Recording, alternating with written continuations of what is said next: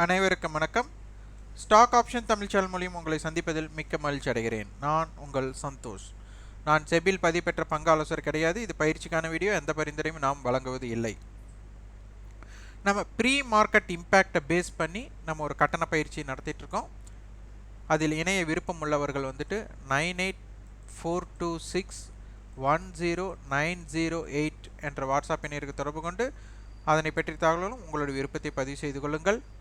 இது முழுக்க நீங்கள் உங்களுக்குன்னு ஒரு ஸ்ட்ராட்டஜியை எப்படி பில்ட் பண்ணலாம் அப்படிங்கிறது தான் இந்த வகுப்பின் நோக்கமாக இருக்கும். அதுவும் ப்ரீ மார்க்கெட் இம்பேக்ட், அதாவது நம்மளுக்கு 9/7க்கு தெரிந்துவிடும். 9/15க்குள் நம்ம அதனுடைய கணக்கீடுகளை எப்படி எடுப்பது, அந்த 9/15 இருந்து 9:30க்குள் உங்களுடைய வியாபாரத்தை முடித்துவிட்டு நீங்கள் மற்றவைகளை பார்க்கலாம். அந்த அளவுக்கு வியாபாரத்தோட வாய்ப்பு 9:15 9. இது ஃப்ரெஷ் ப்ரீமியம் ட்ரேடுன்னு சொல்லுவாங்க, மார்னிங் ட்ரேடுன்னு சொல்லுவாங்க. அதனை எப்படி மேற்கொள்வது அப்படிங்கிறது தான் இந்த பயிற்சியின் நோக்கமே. அதை நம்ம எளிமையாக நீங்களே தேர்ந்தெடுத்து கொள்ளும் வகையில் நம்ம தினமும் நம்ம கொடுத்துட்ருக்குறோம். அதுதான் அதிரடி காட்டிய நிறுவனம், ஒரு ஸ்ட்ராட்டஜி மேட் சிம்பிள். அதாவது இன்னைக்கு அந்த நிறுவனம் என்ன தாக்கத்தை ஏற்படுத்தியது அப்படிங்கிறத பாருங்கள். இன்றைக்கி பார்த்திங்கன்னா இண்டெக்ஸ் நெகட்டிவ். இண்டெக்ஸ் நம்மளுக்கு நெகட்டிவ் ஜோன். ஆனால் ப்ரீ மார்க்கெட்டில் நம்மளுக்கு என்ன நடந்தது அப்படிங்கிறது பார்க்கணும். இன்றைக்கி 15 நிறுவனங்கள் ஏறுமுகத்திலும் 29 நிறுவனங்கள் இறங்குமுகத்திலும் 6 நிறுவனங்கள் மாற்றமின்மைங்கிற இடத்துல இருந்திருக்கு. நிஃப்டியில் நம்மளுக்கு 3% ஏற்றத்தில் HDFC லைஃப் இருந்திருக்காங்க. அடுத்து கோல் இண்டியா, மாருதி, இவங்களாம் ஒரு இம்பேக்டட். இதே இறங்கு முகத்தில் இருந்தது யார் அப்படிங்கிறத பார்க்கணும். அதுவும் பெரிய இறங்குமுகம் இல்லை. ரிலையன்ஸ், டிவிஸ்ல, பியூபியில் எல்லாமே 1% உட்பட்டு தான் இருந்திருக்காங்க. F&O ஸ்டாக்ஸ், செக்யூரிட்டிஸ் இன் F&O. இதில் பார்த்தீங்கன்னா முதலிடம் நம்மளுக்கு நிஃப்டியில் இருந்த மாதிரியே HDFC லைஃப். அடுத்தது டொரண்ட் ஃபார்மா. இந்த நிறுவனம் பார்த்தீங்கன்னா 52 வாரத்தோடைய ஹை அருகே இன்னைக்கு ஆரம்பம். அடுத்தது கோல் இண்டியா, ஹால், அடுத்தது சன் டிவி, இவங்கெல்லாம் இருந்திருக்காங்க. ஆனால் பெரிய தாக்கம் அப்படிங்கிறது இந்த 2 நிறுவனங்கள் என்ன நடந்திருக்கு அப்படிங்கிறத பார்க்கணும். HDFC லைஃப் அதனுடைய ஹிஸ்டாரிக்கல் டேட்டா. அவங்க பார்த்தீங்கன்னா ஆரம்பமான விலையிலிருந்து ஏற்றம் இல்லை. 603 ஓப்பன், 603.70 நம்மளுக்கு ஹை போயிருக்கு. அப்போ ஓப்பனுக்கு அப்புறம் ஒரு 70 பைசா அப்படிங்கும்போது இது அப்ளிகபிள் ஜோன், அதாவது இதை நம்ம தேர்ந்தெடுக்கக்கூடிய வாய்ப்பே இல்லை அப்படிங்கிறது தெரிந்தாச்சு. அடுத்து டொரண்ட் ஃபார்மா, இதனுடைய ஹிஸ்டாரிக்கல் டேட்டா. இது பார்த்தீங்கன்னா 1721 அப்படிங்கிறது இப்போதைய சமீபத்திய ஹை.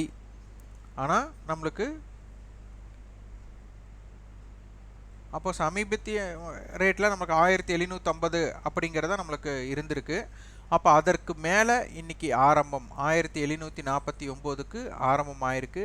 ஆரம்பமான விலையிலிருந்து ஒரு 4 ரூபாய் தான் நம்மளுக்கு இறங்கியிருக்கு.